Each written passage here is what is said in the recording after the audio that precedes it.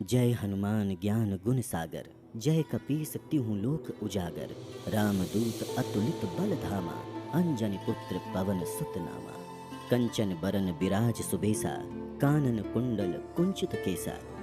इसका अर्थ है, श्री हनुमान जी आपकी जय हो। आप ज्ञान और गुणों के सागर हैं। हे कपीश्वर, आपकी जय हो।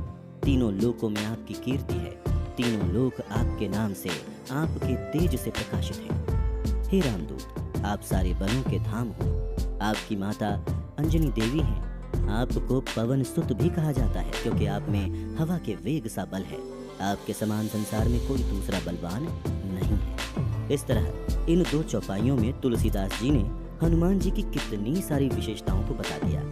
यहाँ पर एक बात जो ध्यान देने वाली है वो ये कि हनुमान जी सभी प्रकार के बलों के स्वामी हैं।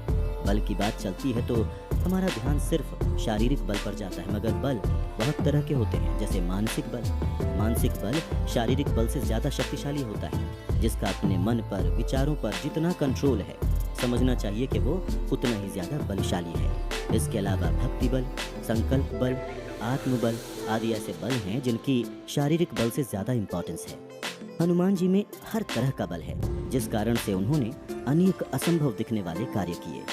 कथाओं में आता है कि एक बार प्रभु श्री राम ने अगस्त्य कंचन बरन बिराज सुबेसा, कानन कुंडल कुंचित केसा। इसमें हनुमान जी के रूप का वर्णन है कि उनके बाल सुनहरे रंग के और घुंघराले हैं। उनके तन पर सुंदर वस्त्रों और कानों में कुंडल सुशोभित है। अगली दो चौपाइयों में भी उनके रूप का ही वर्णन है। हाथ वज्र अरु ध्वजा विराजे, कांधे मूंज जनेऊ साजे।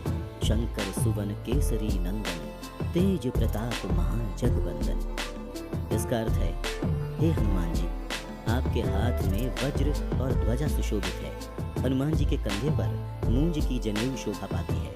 हे शंकर जी के अवतार, हे केसरी नंदन, आपके पराक्रम और महान यश की पूरे संसार में वंदना होती है। आइए इन पंक्तियों को समझते हैं।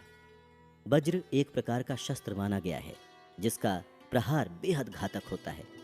हनुमान जी के एक हाथ में पापियों के विनाश के लिए वज्र है, तो दूसरे हाथ में सत्य, धर्म, भक्ति की ध्वजा है, जो लोगों को भक्ति का, सत्य का मार्ग दिखाती है। उनके कंधे पर जो जनेऊ है वो मूंज का बना हुआ है। मूंज जिसे सरकंडा भी कहा जाता है, और इसकी पतली पतली पत्तियां होती हैं, जिन्हें बुनकर टोकरी आदि सामान बनाए जाते हैं। हनुमान जी जो जनेऊ धारण करते हैं वो इसी मूंज की बनी हुई है। छठी चौपाई में हनुमान जी को शिव जी का अवतार कहा गया है। पौराणिक कथाओं के अनुसार भगवान श्री राम ने संसार में रावण जैसे शक्तिशाली राक्षस को मारकर असुर राज खत्म करने के लिए ही अवतार लिया था, और इस काम में शिव जी उनकी सहायता करना चाहते थे। इसीलिए वो हनुमान जी का रूप धरकर अवतरित हुए। हनुमान जी शिव जी के रुद्र अवतार हैं, और ये तो आप जानते ही हैं कि हनुमान जी ने किस तरह कदम कदम पर प्रभु श्री राम की सहायता की, बिना किसी स्वार्थ के, बिना किसी अपेक्षा के, बिना कोई श्रेय लिए उन्होंने जो महान कार्य किए, उसी के कारण हनुमान जी पूरे संसार में पूजनीय हुए।